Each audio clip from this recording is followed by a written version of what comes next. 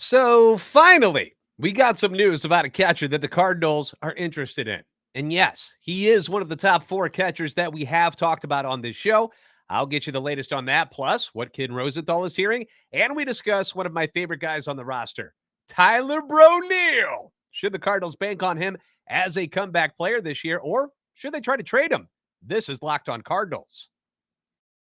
You are Locked On Cardinals, your daily St. Louis Cardinals podcast, part of the Locked On Podcast Network, your team every day.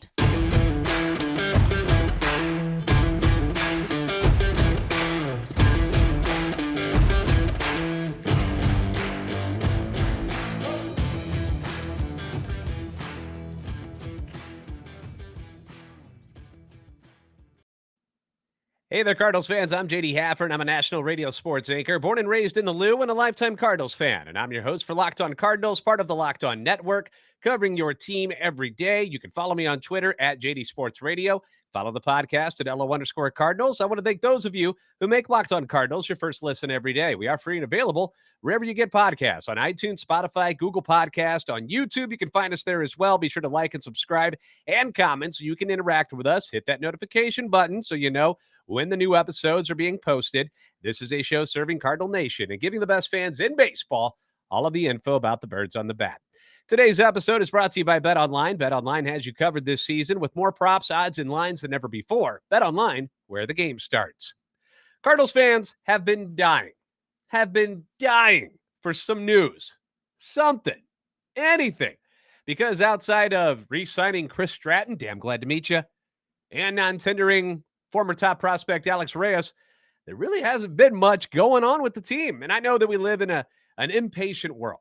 I realize that, where we want information right now, this second, in fact. But the Major League Baseball offseason is a slow play type of situation. It's not like the NFL or the NBA, where as soon as midnight strikes, you got free agency kicking off and all hell breaks loose and people are signing all over the place. You've got all this movement. So the fact that the market hasn't really busted open yet isn't really a surprise. It really isn't. The winter meetings are about to begin on Sunday, and usually that's when you start to see more movement on the big names, which, as I've mentioned before, leads to kind of a domino effect. You've got other guys signing because once the bar is set for what the top tier players are going to earn, then things begin to trickle down for the next levels below them, and that's when you see all the action. The Cardinals need an impact bat. We've established that, right? To help ease the burden and protect is the word that they've been saying. Protect Goldie and Arenado. They also need a catcher to fill in the void left by Yadier Molina's retirement. If you can fulfill both of those needs with one player, that would be the perfect acquisition, would it not? And there's been a lot of speculation, and I mean a lot of speculation over who is the right guy for the job. And each player has its own ups and downs. So what I'm going to do is I'm going to start with the trade guys, okay? Because we've talked about these guys many, many times. Let's start with Sean Murphy from the Oakland A's. Elite catcher, very good hitter, will likely cost a ton in prospects to get him. Talking with Lindsey Crosby from Locked On Prospects earlier this week, he thinks it's going to take a top 5 guy, a top 10 guy, and 2 other prospects. That would be what you need. And maybe even a guy off the current roster to get Sean Murphy out of Oakland onto the St. Louis Cardinals. It's a pretty steep price. But you have control of him for 3 more years. He's estimated to cost around $3.3 million in salary. And in my opinion, he's the best all-around catcher available. Certainly a top-catching talent in all of baseball. We know that much about him. 3.39 WAR last year on a horrible A's team. We talked about how his batting average and his home runs and stuff like that. We know Busch Stadium's not a hitter's ballpark, but either is Oakland. And he's still putting up those numbers. So you like what you see from Sean Murphy for sure. Alejandro Kirk, Toronto Blue Jays, 5'8", maybe 5'9", 245 pounds. Thick guy. Pretty good catcher. Silver Slugger winner. All-star last year. Only 24 years of age. A lot of control years, but hasn't done it for a long time at the major league level yet. But he's been great since he's been in the pros. 3.95 WAR last year. His cost, from what we've gathered, is likely more Major League Baseball ready talent, okay? Not so much prospects, but they want something like a Lars Nootbaar and a Nolan Gorman. Plus some prospects, like lower tier ones. People love Newt. I love Newt. You love Newt, okay? We think he's a great guy.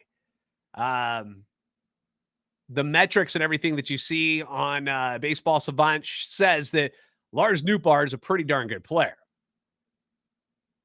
I would like to give him a chance to see what he could do as the starter for the St. Louis Cardinals over a full season. But if you're the front office and you think your top prospect, Jordan Walker, is going to be ready, or that Alec Burleson, who's a top 5 prospect for you, will be something, then he becomes a bit more expendable, doesn't he? Okay? Gorman, I get the sense fans wouldn't be all that mad if they moved him. I still see a lot of potential in Nolan Gorman. He's 22 years old. And you've heard that the Cardinals are looking for a left-handed power bat. That is what Nolan Gorman is, okay? He is a left-handed power bat. So why would you want to move him? He's cheaper. He's younger. And the idea that he's not going to get better, I feel, is kind of silly, right? It's kind of short-sighted to think that Nolan Gorman won't improve from what he did in his first stint in the major leagues this past year. He lost his playing time, and it was pointless for him to rot on the end of the bench when he was up on the big league roster because he needs to play, needs to get at bats. Again, young guy. So they weren't going to start him over Albert Pujols at DH. Donovan was playing outstanding at second base. No need to start him over him. So they sent him back to Memphis so he could play more. It's not because he was god-awful and it was just brutal at the major league level, although he did struggle near the end there. Pretty bad. Danny Jansen, also the Toronto Blue Jays, kind of looks like Crabo from the Reds back in the 90s, the Rec Specs. Former Cardinal Chris Sabo, by the way. If you don't remember, he did play with the Cardinals in 1995. 5 whole games. Chris Sabo, Cardinal legend. But Danny Jansen is 27, 6'2", 215, 2 years of control left before free agency. He's dealt with injuries, for sure. It was a hammy this year and then a fractured pinky, but by all accounts, pretty good catcher. 2.95 WAR last year. Wouldn't command as much as Alejandro Kirk would. The Cardinals saw him do damage firsthand. He hit 2 home runs off of Hicks and Verhagen this past season at Busch Stadium. Toronto still wants a left-handed hitter, so as Lindsay said, something like Nootbaar and a low-level prospect. And in return, you get Jansen and a prospect. So that's what he's thinking for that. And then you've got the free agent guys. These guys won't cost you anything prospect-wise, but you got to pay them. Now, it's not totally 100% true because if you sign Willson Contreras, it's going to cost you $500,000 in international bonus money and a second-round pick. So, but Christian Vazquez, let's start there. 5'9", 205, 2-time World Series champion, formerly of the Red Sox and the Astros. Very good defensive catcher. I think most would say he's a below-average hitter at best. 2.31 WAR last year. Market value, a little under $7 million is what you'd have to pay him. But is what he offers behind the plate enough to offset his lack of production at the plate? Personally, no, I don't think so. I want someone who could be an offensive threat for this team because I think they're lacking more there than they need some superstar catcher defensively behind the plate. I'd rather see more offense out of this team. And if you're not going to target a shortstop, I'm thinking about places you can improve offensively. If you're not going to target a shortstop, because that's where the best bats are, okay? Not that you need a shortstop, but those are the best bats. If you're not going to do that, if you're not going to go get like one of the starting outfielders, because they've talked about only getting like a veteran backup kind of guy, then where is the added offense coming from besides hoping for bounce back years from guys you already have? Vazquez is fine. He's not a horrible catcher, but I want more, especially at the plate. And that's where we get to Willson Contreras. 6'1", 225, cannon for an arm, top 10 in pop time, which, in case you aren't aware, is the amount of time it takes him to get out of his crouch and throw it to second or third base when someone's stealing. Top 5 the previous 2 years, by the way. The framing is low, yes. But look at the offensive numbers that you're getting in exchange for having a low frame rate, which I don't think anybody even cared about until this year. And now all of a sudden everybody's, a genius about framing the pitches and stuff, which if we're going to go to like robot umps, if we're going to do that, then who cares about framing? You're not going to fool anybody. It's either in the zone or it's not. So what does that matter? But offensively, Fourth in home runs this year at the catcher position, by the way. Fourth in home runs, ninth in RBIs, seventh in hits. OBP 349, third in players with over 100 games played behind Kirk, out of all people. And the Orioles, Adley Rutschman, who was a rookie. OPS and guys over 100 games, second behind JT Realmuto, who most people would argue is the best catcher in baseball, like all around. Slugging, fourth in guys over 100 games played. Downside as well, he won't be cheap. $16 to $22 million a year. Whew, that's a lot of dough. Those are the estimates, though. And how many years? How many years are you going to sign him? He's 31. 4 years? 5 years? Is he worth the investment? I don't know. I'm just putting out the stats for you, okay? Now, here's a tidbit that popped up yesterday afternoon. It was reported by Mike Rodriguez on Twitter at Mike Deportes, who's an MLB insider, and I guess he did some Spanish broadcasting and analysis with the Cubs. He tweeted out that Willson Contreras and the Cardinals had met in Florida on Wednesday night and that it was a very productive meeting and that he was meeting with Houston next. It's the first inkling of information that we have about the Cardinals talking to anyone ahead of the winter meetings, which start on Sunday. Now, does that mean he's coming to St. Louis? No, it doesn't. But let me throw another log on the fire. On Wilson's personal Instagram page, Willson Contreras 40, in case you don't follow him, he posted this picture. And if you're on YouTube, you can see the picture. And if you're listening on the podcast, it's a photo of he and his brother, who plays for the Braves, and Albert Pujols at this past year's All-Star game. That is what he put up there. And, of course, that got everybody thinking, oh, he is very much impressed with what the Cardinals talked about. Does that mean anything? Probably not, because you know what else he posted? A picture of he and his brother with the Tigers' Miguel Cabrera. So Detroit has also been rumored to be interested in him. All of this, again, is speculation, and we're just having some fun with it to chat about it a little bit. But if I've still got my rankings on what catchers I want, I still want Sean Murphy. He's my guy. I like him a lot, okay? I personally am willing to give up top-tier prospects to get that guy, one of the best catchers in baseball, both sides, offensively and defensively. Then it would be Contreras because I want his offense, and I don't have to give up any prospects. And I'm starting to warm up to the idea of Danny Jansen. The more I look into him, the more I like what I see. Production, pretty good when he's healthy. Cost, minimal. Do I want to give up a Lars Nootbaar to get him? Not really. But your catcher is so important. And for so many years, the Cardinals have had a defensive catcher, okay? Molina had some pretty good years here and there. But for the most part, known for his defense, right? The offense out of that position has just been horrible over the last couple of years. And that's got to change. In my opinion, that's got to change. So I like one of those three. I would rather have them over a Christian Vazquez. Alejandro Kirk, I guess, is fine. I'm not sold on him yet. You know, I don't know if he's a catcher, everyday catcher kind of guy. Not that he has to be because you got Kisner, but at the same point, I'm just more comfortable with these other three, really. We'll keep you posted on any other news that drops. There was a trade today, by the way. Former Cardinal Colton Wong heading from Milwaukee, to the Seattle Mariners for former Red Jesse Winker and third baseman Abraham Toro. So there's a little bit of movement. Now, one of the guys the team hopes can bounce back this year is Tyler O'Neill. Or instead of waiting for him to bounce back and hoping he does, do they trade him? We'll do his 2022 review next here on Locked On Cardinals. BetOnline.net, number one source for sports betting information, stats, news, and analysis. Get the latest odds and trends for every professional and amateur league out there, from football to basketball to soccer and esports. They've got it all. BetOnline.net.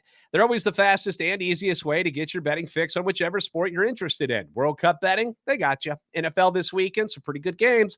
Dolphins and 49ers, that should be a fun one. Commanders at the Giants will probably be very ugly, but yet still a good football game. A lot on the line there in the NFC East. And then, of course, Chiefs at Bengals, I think, is the one that most people are pretty excited about. All solid games. You got the College Football Conference Championships. Utah, USC tonight in the Pac-12. Kansas State versus TCU in the Big 12. Georgia, LSU in the SEC, and more. Put your picks in. Hopefully make some money. Head to the website today or use your mobile device to learn more. Bet online, where the game starts.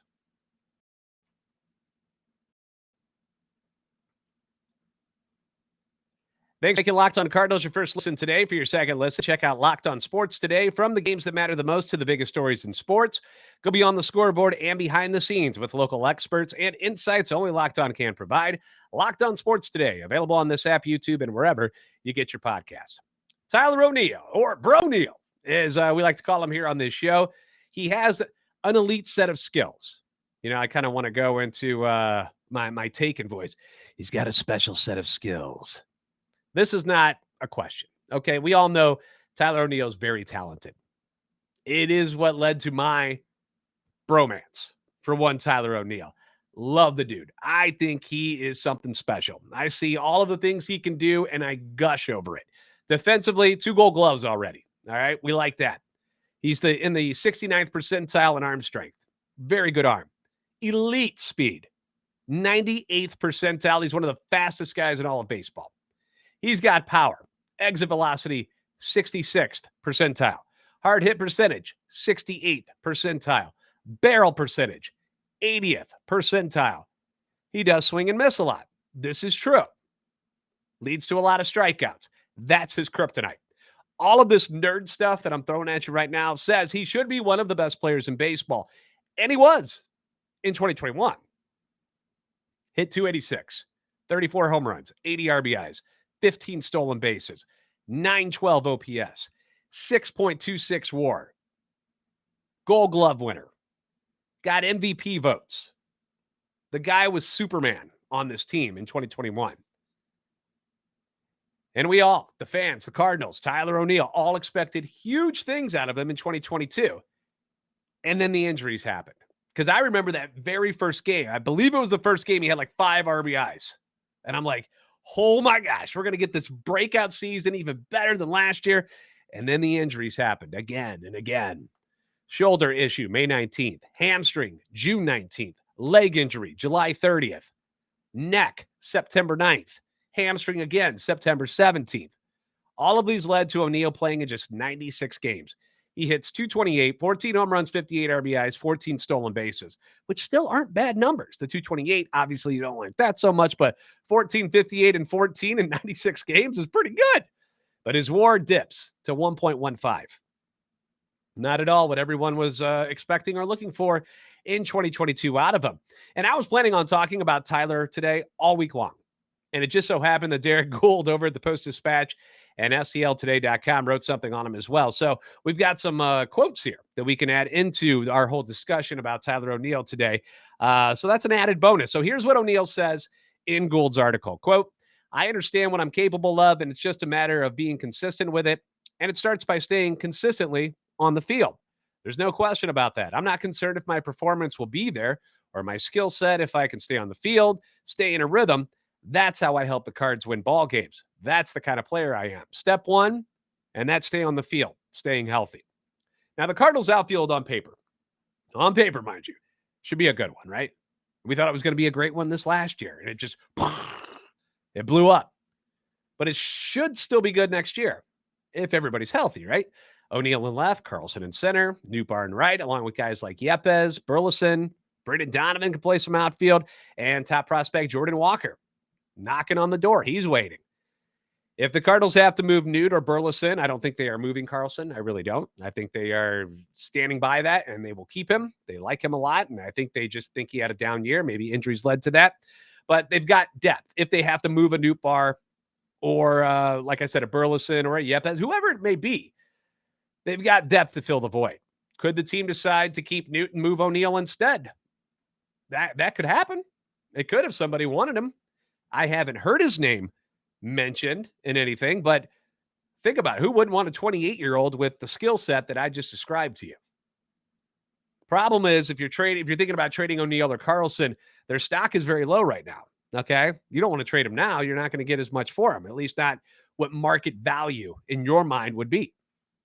Newt's right now, Nootbaar's is very high. People are very high on him. So he's worth more right now. You can get more for him if you had to trade him to get another piece. Now, the team could decide to not move any of them and just spend money on a free agent like Contreras or a Vazquez and others to solve the catching problem. And I've liked that idea from the get-go. I have said that from the very beginning. I don't want to trade any of our prospects if I don't have to. I would say go out and spend your money on this guy, whoever it is going to be that's going to be your catcher. I still think healthy that this outfield is pretty darn good, both offensively and for sure defensively. They're fantastic, and they're interchangeable. All three of those guys, O'Neill, Carlson, Newbar, can play center field if need be, which is a good thing, but they got to be on the field, and that's what Tyler is working on. Another quote from the Gould article: I want my body to be ready from the get-go, and I want it to be trained a different way so it doesn't happen, so that situation doesn't come up again. I can't be off the field for that long. It really comes back to going to the drawing board and understanding what I need to make a couple of adjustments to my training regimen.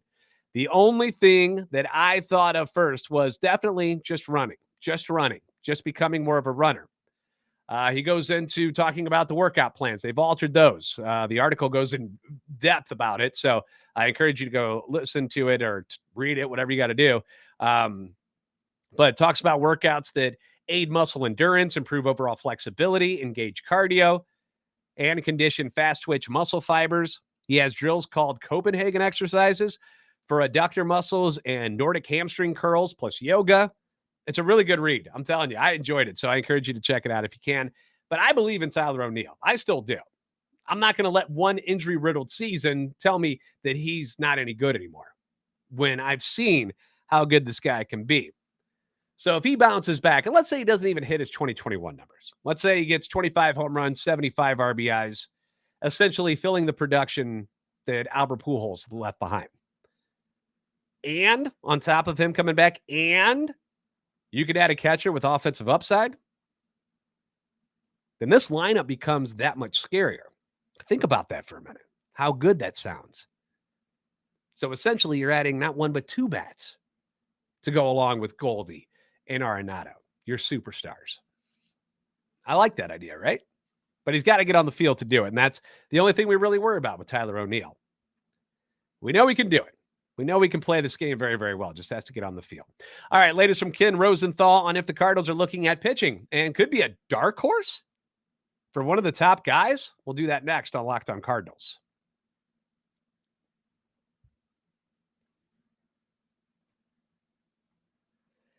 The Athletic's Ken Rosenthal is all over the MLB rumors, and here's the latest portion about the Cardinals and their pitching situation.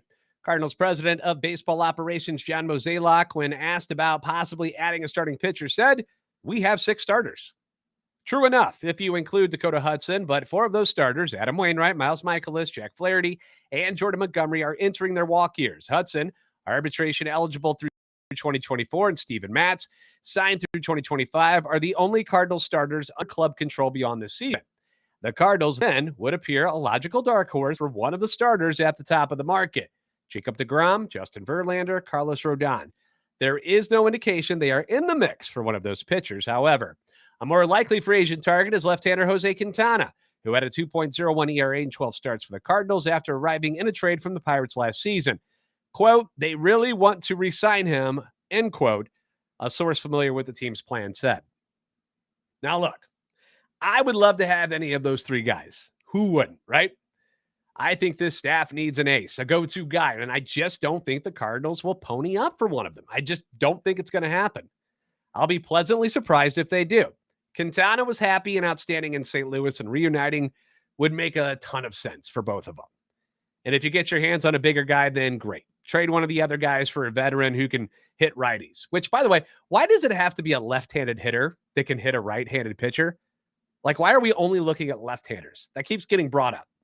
They're looking for a left-handed bat. Why? Why can't it be a right-hander who crushes righties? Who cares what side of the plate he hits on? As long as he hits right-handers, right? That's the point.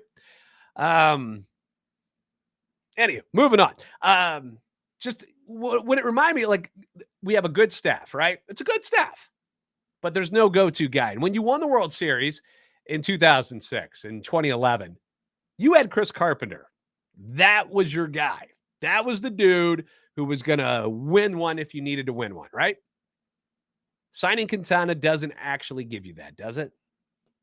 And what if he regresses this year? What if he's not the guy that we saw in the final months of the season with the Cardinals? Then what do you do? Now, it doesn't mean you can't trade for an ace down the road next season if things are going well and you're in a position to do that. But looking at the upcoming free agents the following year, not many of them have the pedigree of deGrom, Verlander, and Rodon. The only name that stood out to me was Max Scherzer. But things can change. Thanks for making Locked On Cardinals your first listen today. For your next listen, check out the Locked On Sports Today podcast, the biggest stories of the day, plus instant reactions, big game recaps, and the take of the day. Available on the Odyssey app, YouTube, and wherever you get podcasts. Hey, everybody, enjoy your weekend. If there's any breaking news, of course, we'll bring it to you. Be sure to like and subscribe on YouTube. Follow on Twitter at LO_Cardinals and at JD Sports Radio. You're the best fans of baseball for a reason, and I'll see you next time on Locked On Cardinals.